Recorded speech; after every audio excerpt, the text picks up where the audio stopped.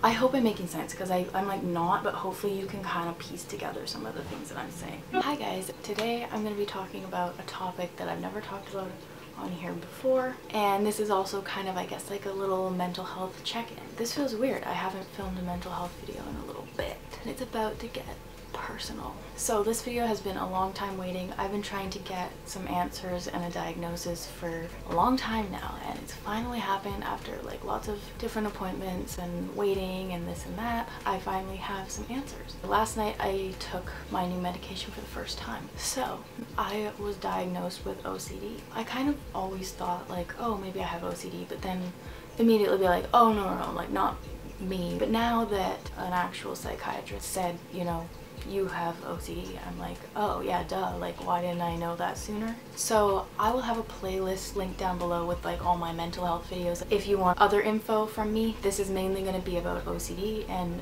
anxiety, this video. I'm also thinking about doing like a Q&A. I want to do like a Instagram thing where I say like, what OCD things do you want me to talk about, and do a video of that. So follow me on Instagram to see that when I do it. So I was also like, you know, confirmed diagnosed with general anxiety disorder, which is duh, I already knew that.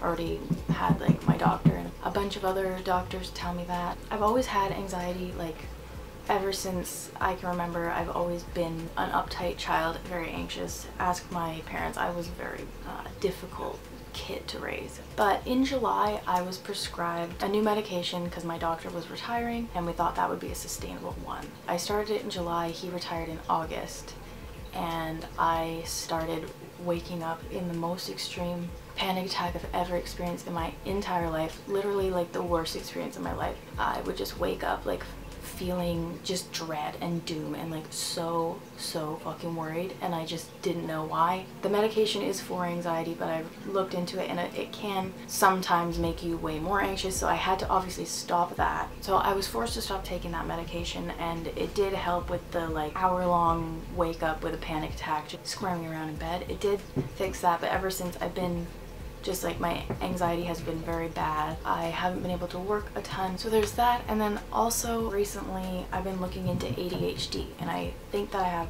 that, and we didn't really go much into those symptoms. I think I have that as well, and I saw that it's common to have ADHD and OCD together. I do think that I still have that because there are some symptoms that don't cover. This was on Tuesday and it's Saturday now, and I spent a lot of time like looking into OCD because obviously I didn't really know what it was. I just thought more of the stereotypical things, and so I was like tearing up and things were clicking and aligning in my head because my life actually makes sense now. So that's exciting. This might seem like kind of soon to talk about this, but so many things are fresh in my mind and want to talk about things, so that's why I'm doing it now. I have started the medication for anxiety and OCD, same medication. Apparently it won't work, you know, until like 4 to 6 weeks, so in a couple of months I plan on making a video like doing like an update.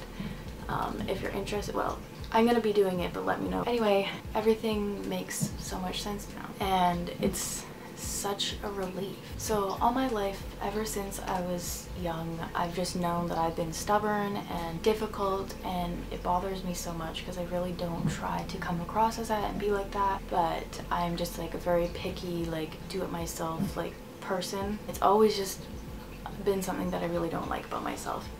But now I know that it's literally intrusive thoughts, and I've heard from lots of people in my life call me Princess Monica because like it's like, oh, it always has to be your way, Princess Monica, and it bugs me so much. My Instagram spam account name is that, just kind of like owning up to it, like okay, because it appears that I have to have my own. And yeah, I guess that it's like I'm wanting my own way, but it's because like the anxiety that I get if it's not that way is like overwhelming. So I also thought that OCD was, obviously everyone thinks it's like lining things up in order and straight, which is not like really me that much. And I also thought that it was like very number based, so you had to like do things a certain amount of times, because I don't have anything number related really, other than like one thing. I looked it up and I found good names and like terminology to represent my thoughts, so everything's kind of organized. Like I can like kind of like see everything in my head and all my thoughts like over top of the world, if that makes sense, and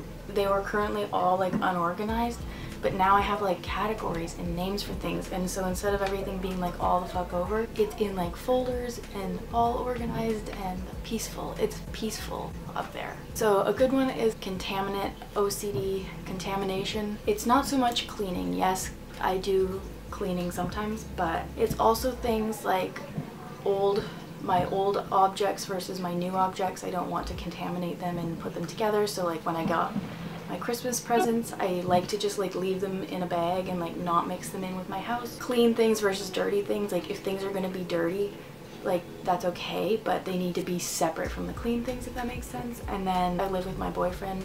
In some cases it's like my things versus his things. Like some things I really want them to be separate. There are a lot of things that I didn't realize that I did, but when I read about it I was like, oh, okay, that makes sense, that links up. Another thing with contaminant OCD, I read you fear that like a small amount of a contaminant could cover a huge area, which I do. So it could be like bodily fluids and like blood or like spit, ew, sweat. Even if it's like cat pee, water, a spider touched something, like it will be like a drop of blood, but I will feel like it got like everywhere. So I also like change clothes a lot. I also don't like to contaminate like clean clothes in a dirty body. So if I'm gonna put fresh clean clothes on, I have to like have had a shower, and if I'm just changing into something, I have to change into something that I've already worn for like a couple hours, if that makes sense. This was terminology that really changed how I thought, because I did have doubts about OCD, because I was like, sometimes I'm like, oh my god, this is so bad, with different things being out of the way that I like. Then other times I can just be like, okay, whatever, like it doesn't fucking matter. I saw this thing and it's called two worlds. You have a clean world and a dirty world, and once you've decided that it's dirty, then that's that. For example, if my house has got things everywhere, there's dishes, there's cleaning that I need to do, I differentiate like cleaning, scrubbing cleaning, and then like tidying, picking up like, oh, this pen's in the wrong place, those shoes are in the wrong place, and then organizing is like, these need to go all together, purging, stuff like that. Anyway, so if I know I have a bunch of that to do, like a lot of that, but if I go, okay, Friday nights, because Friday nights I do like deep cleans of the house and like catch up on my to-do list. Geez, how did I not know this before? Like, say it's like Thursday and the house is a mess and I really don't like it, but I know I'm gonna do my clean on Friday and I've accepted it, then I can just like walk by the mess. So I thought that that was like, oh, you don't have OCD, but the psychiatrist was asking me like a lot of questions about that, and we talked a lot about that. I still care, but I'm like, oh, you're not gonna do anything about it. Like, I've accepted. I don't know. Another category kind of is checking. So this is something I want to look into, because I literally gave this like symptom to Curtis, so I always need to check, like there's like a kind of a like checklist in my head that I need to check these things before we go to bed at night, like lock the door, make sure the heater's off, the rug's not on the heater, all this. But now Curtis has to do that too. Same with like doors, he second guesses himself, because I'd always be like, oh, did you get, like, can you check that door again? And so he would, but now he just does it on his own. So all right, and then I discovered this concept. So it's called magical thinking, OCD, and I hate that name. It's kind of insulting. I'd like to, instead of magical thinking, like to think it as like broad thinking and like creative thinking. And that's like the kind of OCD that's like, I would say it's in my head. It's not like moving things around. It's not like a physical thing. It's like literally in my head. I hope I'm making sense, because I'm like not, but hopefully you can kind of piece together some of the things that I'm saying. So one thing in magical thinking that I guess how I would describe it is being paranoid, superstitious, worried. I'm always very over paranoid, worried for the safety of me and my family and my pets and my boyfriend.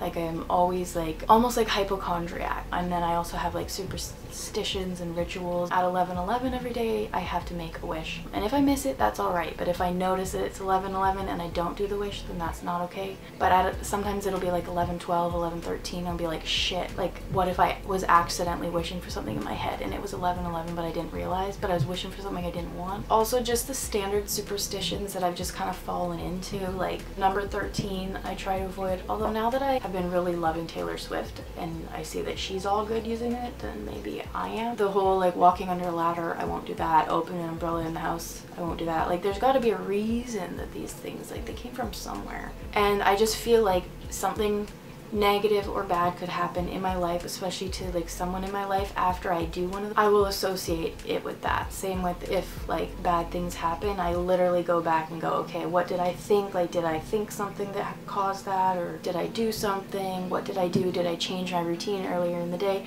And there have been things where I've gone back and I've been like, wow, that was me. Then I have like rules and wishes and things that I associate. Oh, if you don't do that, something bad will happen. I don't know what the bad thing is, don't want to think about it, don't want to figure it out. It's not specific, it's just like it will be bad and you're gonna regret not putting that jar over there. Sometimes I will even like pray to God even though I don't believe in God, but I'm just like, here's another thing, is this goes along with what I've really been learning, spirituality, manifesting. I was reading this one article and it was like, obviously like these rituals mean nothing and these wishes mean nothing, this and that.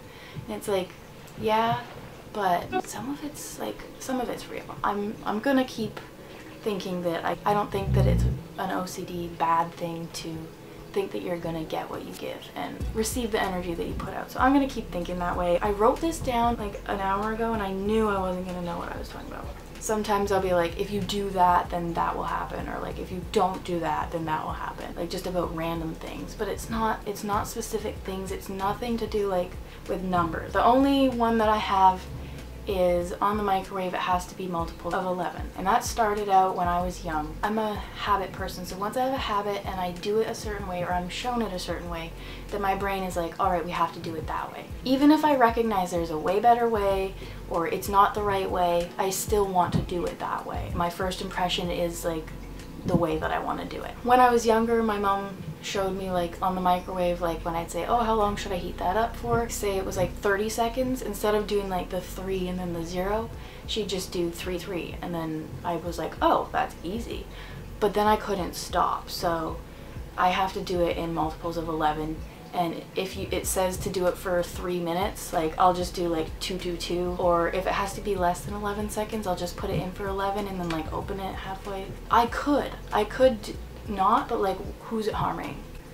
And then to go along with that, working, so my current job and my last job had a lot of things that like enabled my OCD, but also my OCD helped the job because it was very, here's the way you do this, just repetitive tasks. Once again, if I was trained this way and shown this way, this is the way I'm gonna do it, even if nobody else does it that way. It takes a lot for me to like transition into the more efficient way, and it's like hard to let go. I don't know why. Especially at my current job, we've just got a new girl that I've been training, but I don't want to train her my ways on some things because they're not the most efficient, but like that's the way I want to do it. My current job is very difficult because I work in a factory. It's very, very, very cluttered. I clean it up as much as I can. There's just things that like I can't move or clean or tidy because I don't know what to do with them, and it drives me crazy. Like I actually get anxious. One day I actually like had to leave because I was like, another thing that I have, hoarder tendencies, a hoarder brain, but not a hoarder house. So I do like to hold on to things. However, I don't let it get to like a bad point. But then I also have like the opposite of hoarding, where it's like decluttering, and I'll just go on a random page and like throw things out that I previously was like, no, you need to hold on to this. But then I'll get in these moods where I literally can't breathe. Like sometimes I need to go like out somewhere or outside because I feel like there's too much in this house, which there isn't. Like we have, I think, like an average amount of things, but sometimes it overwhelms me, so I just like throw things out. And it's never things that I need, like it's things that I previously hoarded. That's a good thing to think about. I don't think I've ever thrown something out in one of those that I was like, oh, I shouldn't have thrown that out. And then something else, obviously, like my whole entire life needs to be a routine. I cannot change anything, and if I do, it's like a big struggle. And then also reassurance. I didn't realize that that's like an OCD thing, but I guess it goes with like the checking and reassurance. Like not just I need reassurance, but I give it. Like I give an excessive amount of reassurance to people because I know that I need it, so I'm like always overloading people with it. I was going to talk about some of the ADHD things that I do that make me think that I still have it, but I don't have the time. So thank you guys so much for watching. Thank you guys for all of your nice comments that I've been getting. Also, I did post a video talking about how I had OCD tendencies like a year ago now-ish, so thank you to those of you that commented OCD on that video. Anyway, I'll see you all next time. Bye.